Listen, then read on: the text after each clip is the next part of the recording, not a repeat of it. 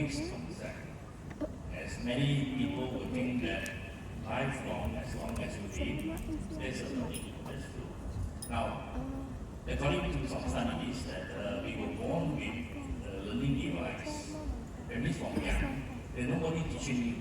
Yeah, but then you are grasping, you are getting a lot of information, a lot of things that you learn as a baby, without even being certified that you have really done a certain amount of skills.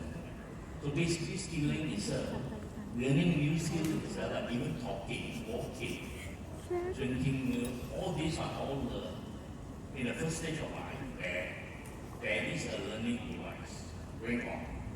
Now later on, when the kids grown up, they start to talk, then a lot of trial and error actually improve his skills in talking, articulation. So basically, he's growing up into an institutionalized education system. When they enter the education system, like primary school, secondary school, they are being tested. Not because that they are skillful, they are being tested that according to a certain criteria that they are skillful. So passing exam and all this is a very easy way to test them. Now, as they pass all the exam and get into the society to work, they are facing a lot of things. First is the institutionalized testing of an education, the skills. Is it actually working for them? Because certain skills are learned through practicing, try and error. So basically, that continuation of the learning, it is mandatory to survive at the early stages of life. Now, what happened is that I've gone through 3 types of education system. First thing, Japan. Now in Japan, they promote a lot of skills on job training. They even is to help you along the way, sharing their knowledge along the way. Now, when I was working in this one in Tokyo, they would tell me they make TV better than I think in the university because they have special skills which I need to learn from them. So I realized that what I've done in the institutional kind of learning and testing were not enough to survive in their working environment. But then over in Europe, they started a lot of those institutional testing and learning. But now they have changed. They found that among the European countries, a lot of differences in the education system. Some in Germany, you need 4 or 5 years to get an engineering degree, and then you also have to do some internship before you go into the degree. But then in England, it may not be the same case. So what happened is that they want to standardize. So they have a Bologna way of doing the business. So everybody is looking at a standardized education system based on the UK system.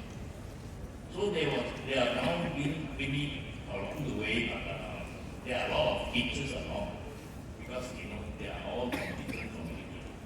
But then in Malaysia, the education system is basically institutionalized. That means we share when we enter primary school, secondary school, and university. We share our achievement by showing how many distinctions we have, how many tests we pass, without any thinking about the skills that we need to provide.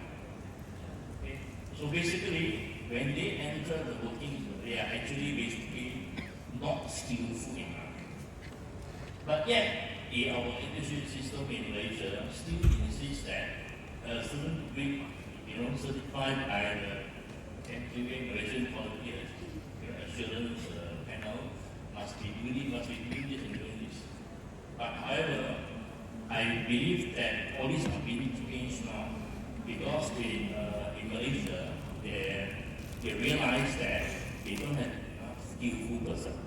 And most of the skillful person like you have already retired and out of the workforce. So basically they want us to get back into the working society, even as a lecturer, professors and all this to lead the youngsters. But we also have skills because we have been away from all these skilling type of platforms.